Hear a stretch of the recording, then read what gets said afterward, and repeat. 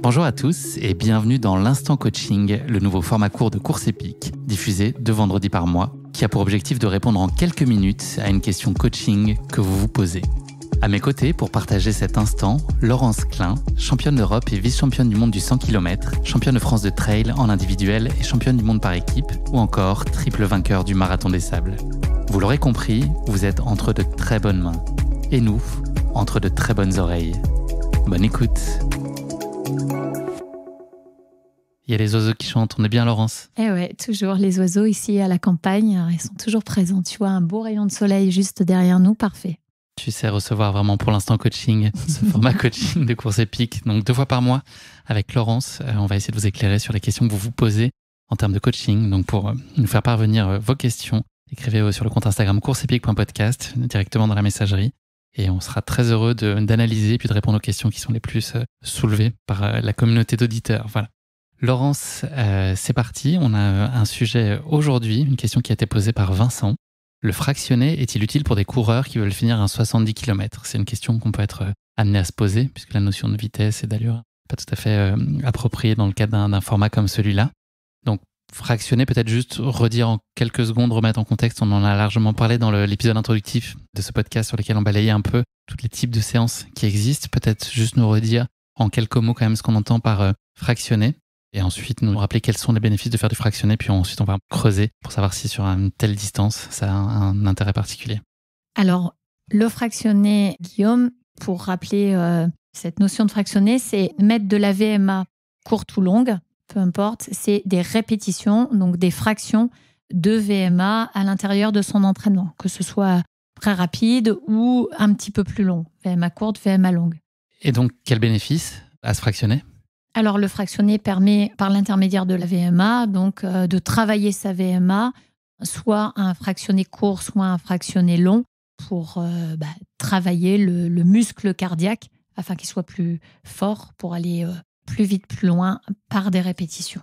Ça peut influencer sur la vitesse aussi, sur l'allure, au-delà de travailler la résistance. Voilà. Le fractionné, en fait, peut travailler sur l'allure, la résistance, mais aussi la vitesse. En fait, le fractionné, c'est très large comme mot. Ça va du fractionné court au fractionné long. Le but, c'est de vraiment séquencer ces séances pour améliorer sa VMA. Pour la question de Vincent, qui nous parle de est-ce que vraiment il faut fractionner ou faire de la VMA pour de la longue distance, mais moi je répondrais simplement que à partir du moment où on court, on est toujours à un pourcentage de sa VMA. On est bien d'accord? Je valide, absolument.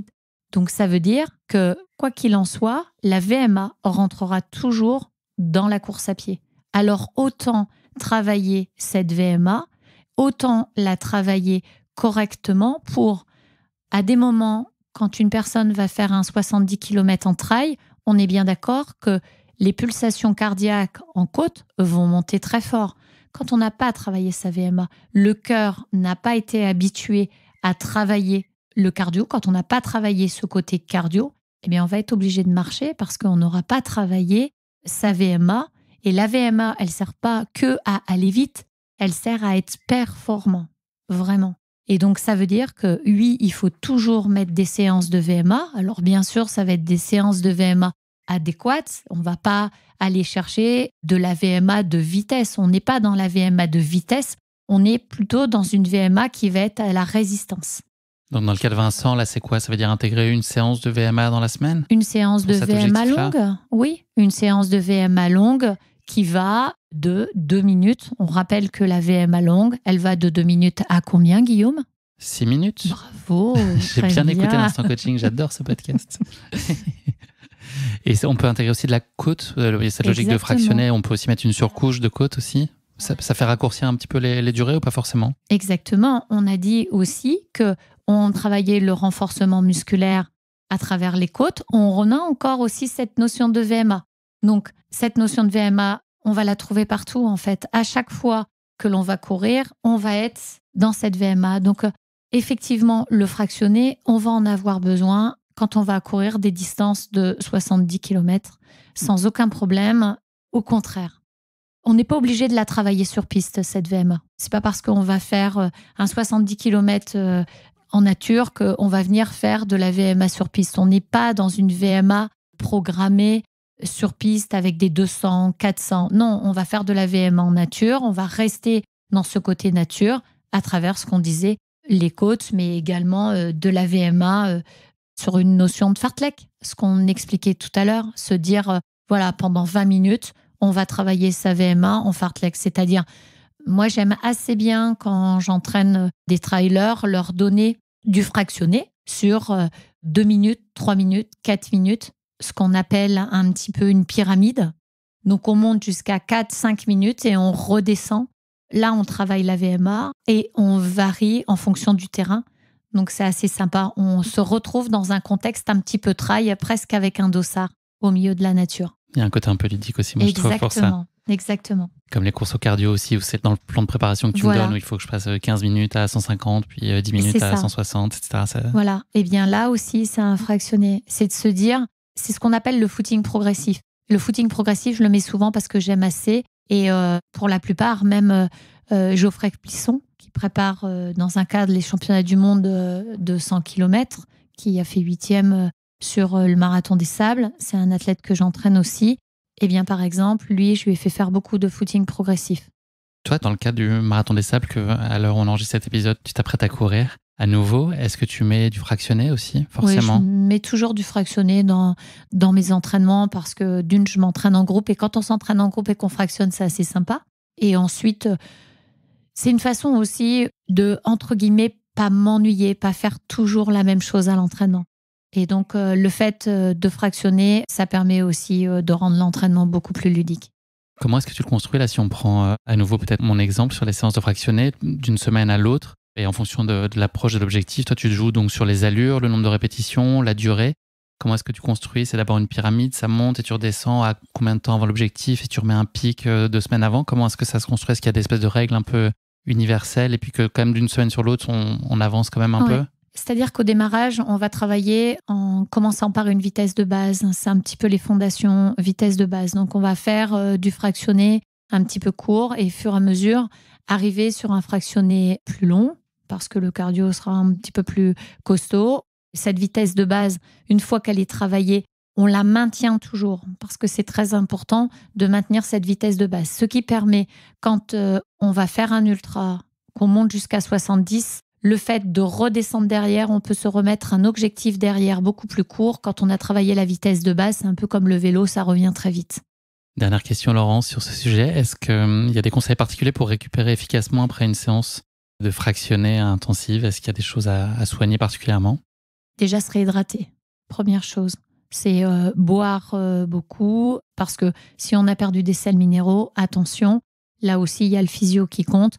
Donc, se réhydrater beaucoup. Ensuite, j'aurais tendance, si on a des crampes ou autre, de prendre une douche eau chaude, eau froide, qui est par un massage, en gros, qui peut être intéressant aussi à faire. Pourquoi pas un massage également pour récupérer. Mais avant toute chose, avoir un footing de récupération quand on fait une séance de fractionné. Tout à l'heure, on parlait aussi de tout notre lexique. On n'oublie pas que le lexique de récupération après une séance, c'est très important. Donc ça, c'est le lendemain de la séance? Non, c'est le jour même. D'accord. C'est le jour même. À chaque fois, quand on a une séance de fractionné, il ne faut pas oublier d'aller récupérer vraiment un footing très lent, une quinzaine de minutes. D'accord. Ça aussi, c'est très important. Et même après une compétition, on a tendance à toujours l'oublier. C'est qu'après une compétition, alors pas forcément derrière un 100 km, pas forcément derrière un très gros trail, je veux bien l'entendre. Mais quand on a fait des petites courses, les petites courses qui sont un peu les intermédiaires qu'on a mis dans la séance, qu'on a mis ces compétitions intermédiaires, il ne faut pas oublier d'aller récupérer. Quand on a fait un 10 km, derrière, c'est intéressant d'aller faire un quart d'heure de régénération.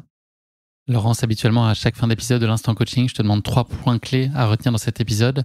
Là, ça va être un vrai ou faux à la question de Vincent. Donc, le fractionné, il est utile pour les coureurs qui veulent finir à 70 km. C'est vrai? Oui, très important. Pas de question. On se la pose plus, en tout cas. On se la pose plus. Merci Vincent. Je donne rendez-vous à nos éditeurs dans 2 semaines pour le prochain épisode de l'Instant Coaching. Merci Laurence. Merci.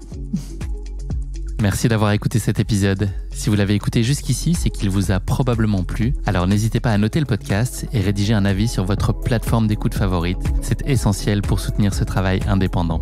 Cela ne vous prendra que quelques secondes et ça change beaucoup de choses pour le podcast. Et pour être sûr de ne manquer aucune course épique à venir, n'oubliez pas de vous abonner sur votre plateforme d'écoute. Merci encore infiniment pour votre soutien, votre fidélité et vos chaleureux messages que je lis et auxquels je réponds avec un immense plaisir. S'il vous plaît, continuez.